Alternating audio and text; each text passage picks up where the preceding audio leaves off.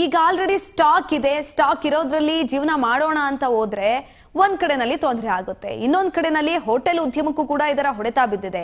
ಅವರು ಕೆಲವೊಂದಷ್ಟು ಡಿಸಿಷನ್ಸ್ ಅನ್ನ ತೆಗೆದುಕೊಳ್ತಿದ್ದಾರೆ, ಹೋಟೆಲ್ ಅನ್ನ ಸ್ಟಾಪ್ ಮಾಡ್ತಿದ್ದಾರೆ, ಸ್ಥಗಿತಗೊಳಿಸ್ತಿದ್ದಾರೆ ತಾತ್ಕಾಲಿಕವಾಗಿ.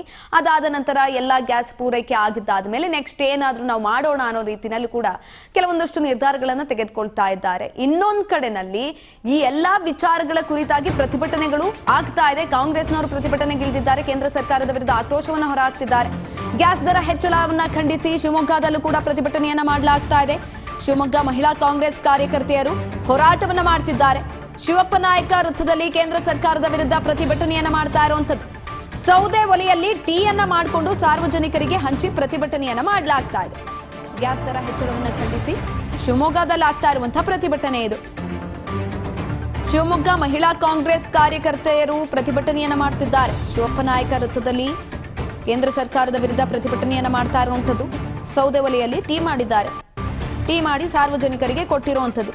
ಗ್ಯಾಸ್ ದರ ಹೆಚ್ಚಳ ಆಗಿರುವಂತಹ ಹಿನ್ನೆಲೆಯಲ್ಲಿ ಸೌದೆ ಒಲೆಯಲ್ಲೇ ಟೀ ಮಾಡಿಕೊಂಡು ಎಲ್ಲಾ ಅಲ್ಲಿದ್ದಂತಹ ಸಾರ್ವಜನಿಕರಿಗೆ ಕೊಟ್ಟಿದ್ದಾರೆ. ಗ್ಯಾಸ್ ದರ 60 ರೂಪಾಯಿ ಜಾಸ್ತಿ ಆಗಿದೆ. ಹಾಗೆ ಕಮರ್ಷಿಯಲ್ ಗ್ಯಾಸ್ ಬೇರೆ ಇವತ್ತು 115 ರೂಪಾಯಿ ಜಾಸ್ತಿ ಆಗಿದೆ. ಬಹುಶಃ ಈಗ ಇರ್ತಕ್ಕಂತಹ ಪರಿಸ್ಥಿತಿಯಲ್ಲಿ ಗಾಯದ ಮೇಲೆ ಮತ್ತೆ ಬರ ಎಳಿತಕ್ಕಂಥ ಕೆಲಸ ಇವತ್ತು ಕೇಂದ್ರ ಸರ್ಕಾರ ಮಾಡ್ತಾ ಇದೆ. ಇವರು ನಮ್ಮ ದೇಶದ ಬಡವರನ್ನ ಕಡುಬಡವರನ್ನಾಗಿ ಮಾಡ್ತಕ್ಕಂತಹ ಯೋಜನೆಯನ್ನ ಹಾಕೊಂಡಿದ್ದಾರೆ.